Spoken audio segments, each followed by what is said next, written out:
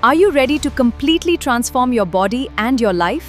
Experience 28 days to see the results. It is fully guaranteed. Fully guaranteed. Call or WhatsApp us today. ప్రభుత్వ ప్రత్యేక తీర్మానం గౌరవనీయులైన ముఖ్యమంత్రి గారు.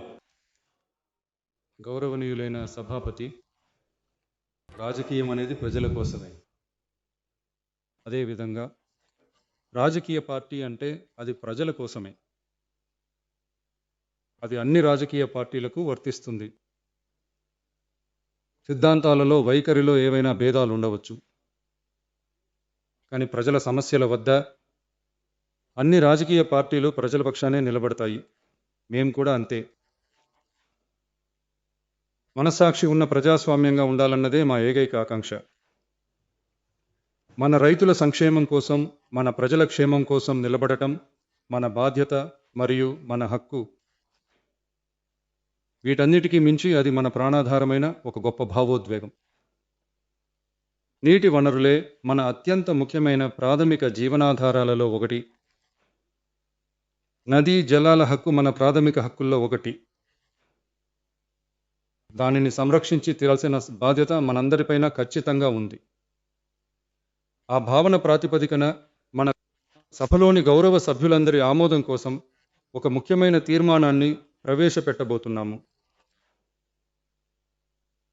రాజకీయ విభేదాలను పక్కన పెట్టి ఒకరినొకరు విమర్శించుకోకుండా యావత్ తమిళనాడు కోసం మనమందరం ఏకతాటిపై నిలబడతామని నిరూపించాలని శాసనసభలోని అన్ని పక్షాల సభ్యులందరినీ కోరుతున్నాను. మన ఆత్మీయులైన అన్నదాతలైన రైతుల కోసం మరియు తమిళనాడు ప్రజల ప్రయోజనాల కోసం ప్రవేశపెడుతున్న ఈ తీర్మానానికి మీ అందరి మద్దతును కోరుతున్నాను. ఏకగ్రీవంగా దీనిని మీరందరూ ఆమోదించాలని సవినయంగా కోరుకుంటూ ఈ తీర్మానాన్ని చదువుతున్నాను. కావేరి న్యాయాధికరణం 5/2/2007 వెలువరించిన తుది తీర్పును మరియు గౌరవనీయ సర్వోన్నత న్యాయస్థానం 16/2/2018 వెలువరించిన తీర్పును గౌరవించకుండా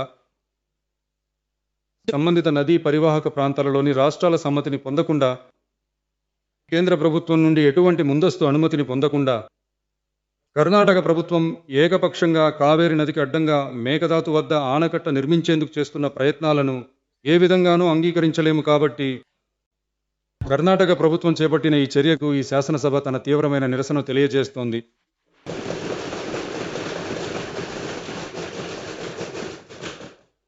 కర్ణాటక ప్రభుత్వ మేకేదాటు ఆనకట్ట ప్రాజెక్టుకు సాంకేతిక, పర్యావరణ సహా ఎటువంటి అనుమతులు మంజూరు చేయరాదని ఈ శాసనసభ కేంద్ర ప్రభుత్వాన్ని గట్టిగా కోరుతోంది.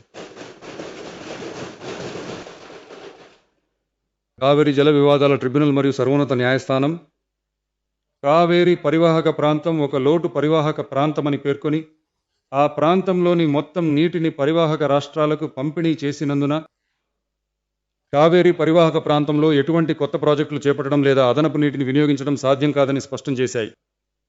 కావేరీ నీటి వివాదం ఈ రెండు రాష్ట్రాల మధ్య సున్నితమైన అంశం. కావున కర్ణాటక ప్రభుత్వం మేకేదాటు వద్ద కానీ లేదా కావేరీ పరివాహక ప్రాంతంలోని మరే ఇతర ప్రాంతంలో కానీ ఆనకట్ట లేదా ఎటువంటి కొత్త జలాశయ ప్రాజెక్టును మిగిలిన ఇతర పరివాహక రాష్ట్రాల యొక్క ముందస్తు అంగీకారం లేకుండా, కేంద్ర ప్రభుత్వ అనుమతి లేకుండా అటువంటి పనులు చేపట్టరాదని కర్ణాటక ప్రభుత్వాన్ని ఆదేశించాలని ఈ శాసనసభ కేంద్ర ప్రభుత్వాన్ని కోరుతోంది. కర్ణాటక ప్రభుత్వ సమగ్ర ప్రాజెక్టు నివేదికను పరిశీలించవద్దని లేదా దానికి అనుమతి ఇవ్వవద్దని కేంద్ర జల సంఘాన్ని కూడా ఈ సభ గట్టిగా కోరుతూ ఒత్తిడి చేస్తోంది.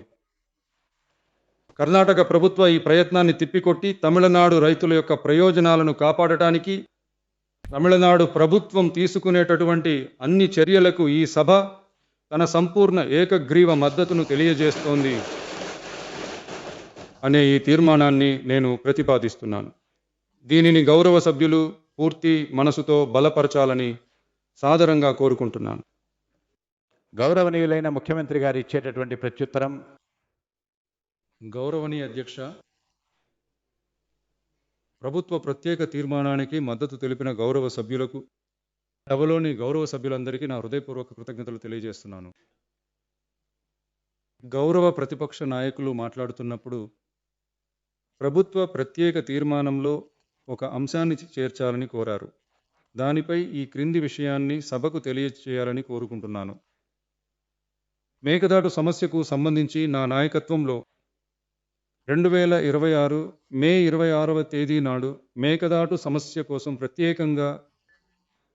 ప్రత్యేక ట్రిబ్యునల్ ఏర్పాటుపై న్యాయ నిపుణులతో సంప్రదించి ప్రత్యేక ట్రిబ్యునల్ ఏర్పాటుకు ఇప్పటికే అవసరమైన న్యాయపరమైన చర్యలు తీసుకుంటున్నాము. కాబట్టి ప్రతిపక్ష నాయకులు సూచించిన అంశాన్ని 4వ పేరా తర్వాత అదనంగా చేర్చవచ్చని గౌరవనీయులైన సభాపతి గారిని కోరుతున్నాను. గౌరవ ముఖ్యమంత్రి గారి తీర్మానం సవరించిన విధంగా సభ నిర్ణయానికి వదలబడుతోంది. అవును అనండి.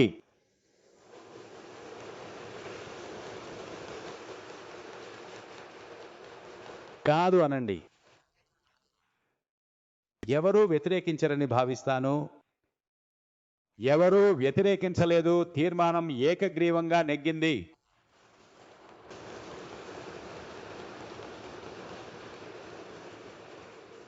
సభ యొక్క నేటి కార్యక్రమాలు ఇంతటితో ముగిశాయి. సభ తిరిగి 2026 జూన్ 22వ తేదీ సోమవారం ఉదయం 9 గంటలకు మళ్ళీ సమావేశం అవుతుంది. అందరికీ నమస్కారం.